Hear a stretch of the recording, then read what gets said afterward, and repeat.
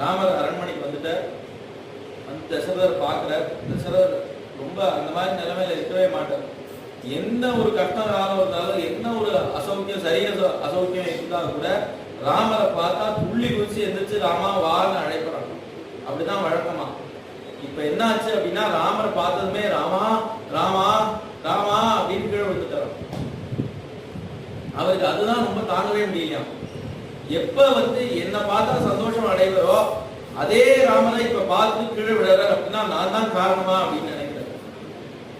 சரீர கஷ்டமா இல்ல மன கஷ்டமா, என்ன கஷ்டம் இருந்தாலும் என்னை பார்த்ததுமே முகமலர்ச்சியோட பேசுவரே, ஏன் இப்படி அப்படின்னு கேட்கிறார்.